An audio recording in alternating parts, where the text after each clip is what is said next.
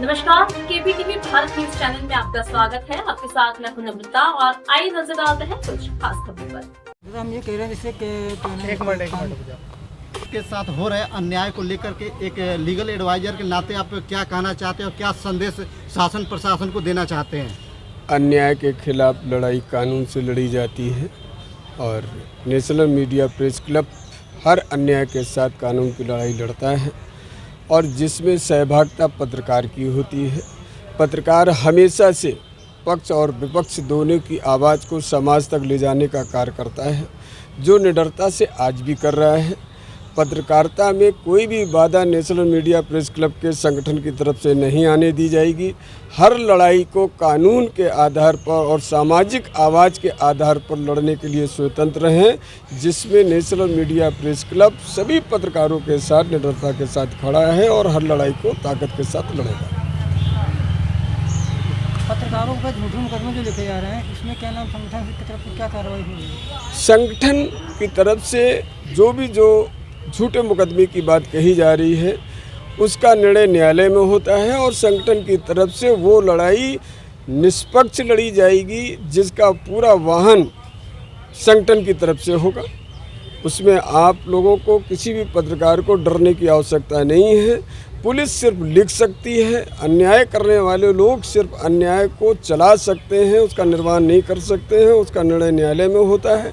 न्यायालय की लड़ाई लड़ने के लिए संगठन की तरफ से फ्री कानूनी लड़ाई लड़ने की व्यवस्था है, अधिवक्ताओं की व्यवस्था है और संगठन में बहुत सारे अधिवक्ता हैं जो आप सभी पत्रकारों की लड़ाई लड़ने के लिए बराबर से कंधा मिलाकर खड़े हैं। ये कि इस प्रकार की जो है दुर्भाव को बंद करे और जो है उनका सम्मान करे और साथ दे, ताकि जो है क्राइम को समाप्त करने में मदद मिल सके। विश्व स्तरीय से जो है भारत देश के पत्रकारों को लेकर के बहुत चर्चा होता है, इस पर आप क्या कहना चाहेंगे? देखिए, पत्रकार हमेशा स्वतंत्रता से लेकर आज तक निडरता से अपनी खबर का प्रकाशन करता चला आ रहा है और करता रहेगा, जिसके लिए जो भी रुकावटें आएंगी उनका डट के सामना जो है करता रहा है। आज़ादी से लेकर आज तक उनका रिकॉर्ड रहा है कि उन्होंने जो आगे अपना कदम बढ़ाया, पीछे नहीं हटे हैं, भले ही उसके लिए वो जेल गए हों या जो है अन्य समस्याओं से ग्रसित रहे हों। तो निश्चित है कि पत्रकार डरने वाला नहीं है और कहीं ना कहीं वो जो है इस जो ये दुर्व्यवहार किया जा रहा है उस पर डट के सामना करेगा और इसका अंत भी होगा।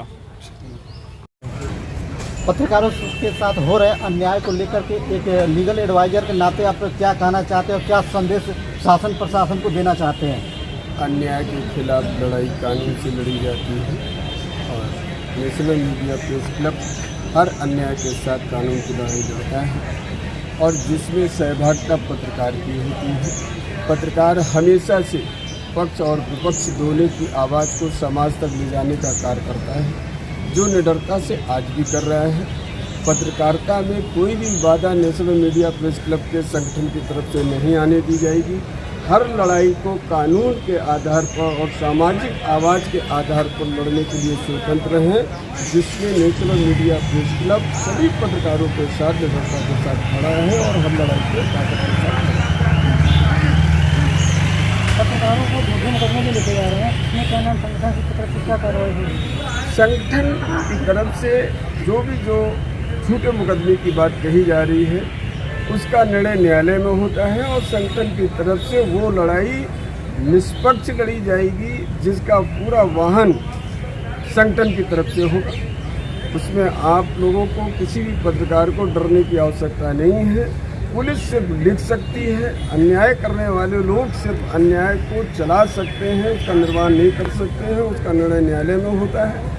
न्यायालय की लड़ाई लड़ने के लिए संगठन की तरफ से फ्री कानूनी लड़ाई लड़ने की व्यवस्था है, अधिवक्ताओं की व्यवस्था है और संगठन में बहुत सारे अधिवक्ता हैं जो आप सभी पत्रकारों की लड़ाई लड़ने के लिए बराबर से कंधा मिलाकर खड़े हैं। सामने सर, हमारे यहाँ नेशनल मीडिया प्रेस क्लब में एक पत्र आता है दिग्विजय सिंह द्वारा, पत्रकार साथी हैं। 5 तारीख को करीबन शाम को 4 बजे 1 घंटा घर में एक विवाद हो रहा है सुतरगाना चौकी क्षेत्र में।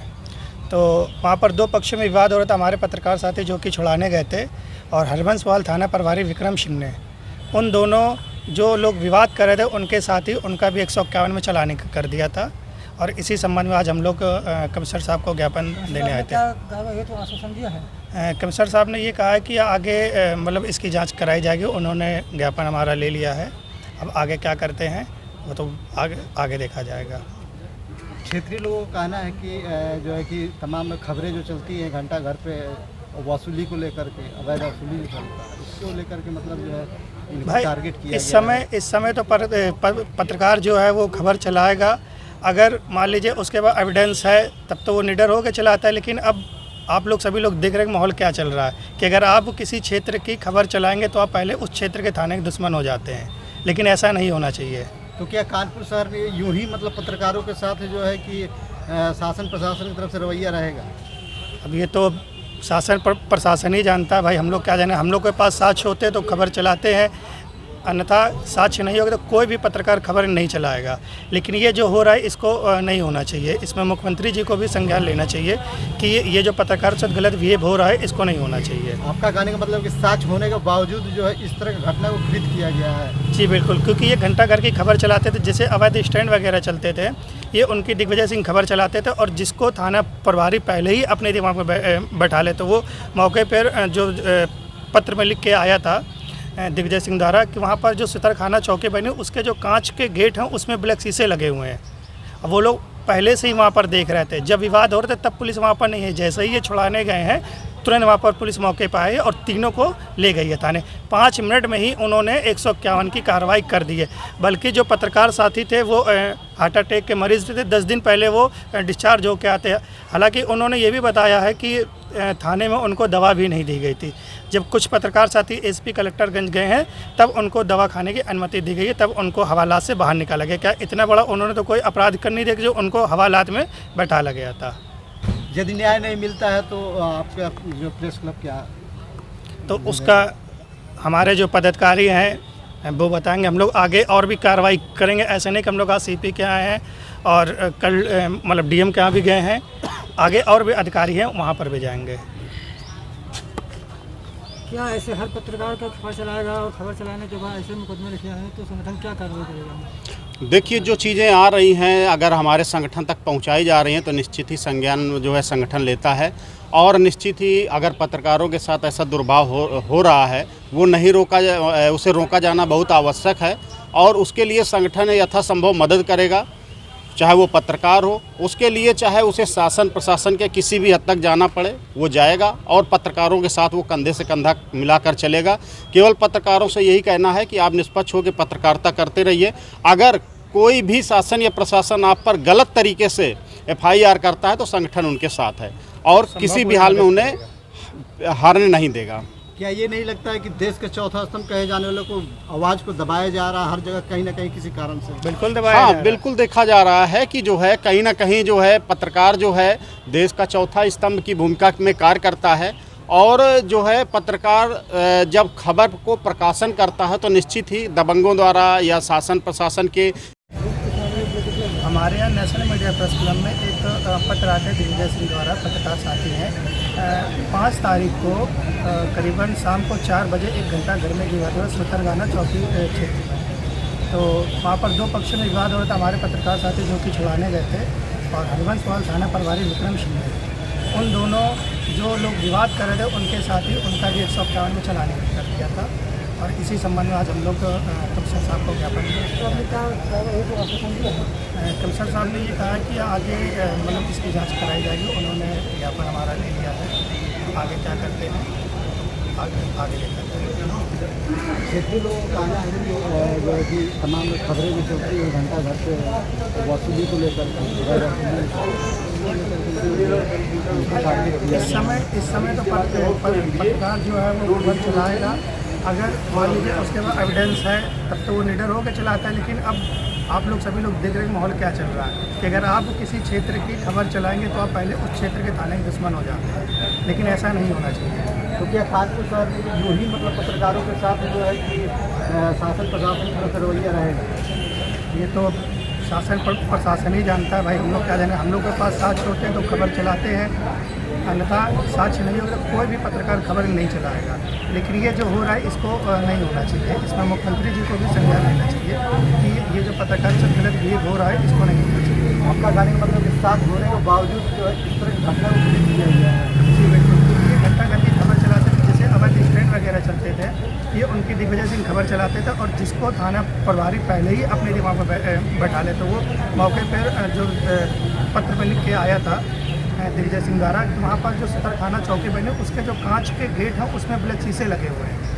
वो लोग पहले से ही वहाँ पर देख रहे थे, जब विवाद हो रहा था तब पुलिस वहाँ पर नहीं है। जैसे ही ये छुड़ाने गए हैं तुरंत वहाँ पर पुलिस मौके पर आई और तीनों को ले गई है थाने।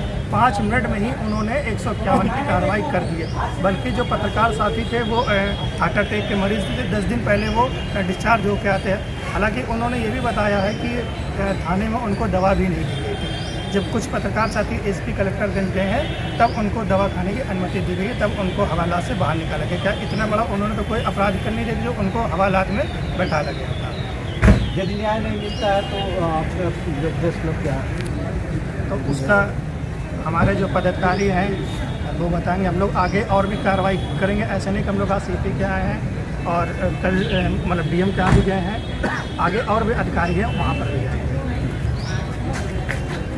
क्या ऐसे हर पत्रकार को खबर चलाएगा और खबर चलाने के बाद ऐसे मुकदमे लिखे हैं तो संगठन क्या करेंगे? देखिए, जो चीज़ें आ रही हैं अगर हमारे संगठन तक पहुंचाई जा रही हैं तो निश्चित ही संज्ञान जो है संगठन लेता है, और निश्चित ही अगर पत्रकारों के साथ ऐसा दुर्भाव हो रहा है वो नहीं रोका जाए, उसे रोका जाना बहुत आवश्यक है और उसके लिए संगठन यथासंभव मदद करेगा। चाहे वो पत्रकार हो, उसके लिए चाहे उसे शासन प्रशासन के किसी भी हद तक जाना पड़े वो जाएगा और पत्रकारों के साथ वो कंधे से कंधा मिलाकर चलेगा। केवल पत्रकारों से यही कहना है कि आप निष्पक्ष होकर पत्रकारिता करते रहिए। अगर कोई भी शासन या प्रशासन आप पर गलत तरीके से FIR करता है तो संगठन उनके साथ है और किसी भी हाल में उन्हें हारने नहीं देगा। क्या ये नहीं लगता है कि देश का चौथा स्तंभ कहे जाने वालों को आवाज़ को दबाया जा रहा है हर जगह कहीं ना कहीं किसी कारण से?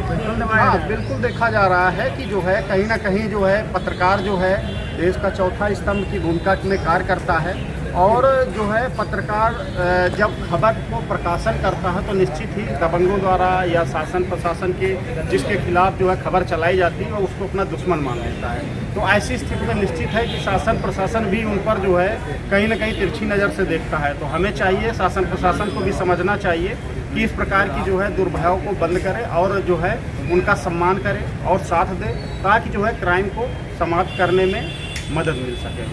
विश्व स्तरीय से जो है भारत देश के पत्रकारों को लेकर के बहुत चर्चा होता है, इस पर आप क्या कहना चाहेंगे? देखिए, पत्रकार हमेशा स्वतंत्रता से लेकर आज तक निडरता से अपनी खबर का प्रकाशन करता चला आ रहा है और करता रहेगा, जिसके लिए जो भी रुकावटें आएंगी उनका डट के सामना जो है करता रहा है। आज़ादी से लेकर आज तक उनका रिकॉर्ड रहा है कि उन्होंने जो आगे अपना कदम बढ़ाया, पीछे नहीं हटे हैं, भले ही उसके लिए वो जेल गए हों या जो है अन्य समस्याओं से ग्रसित रहे हों।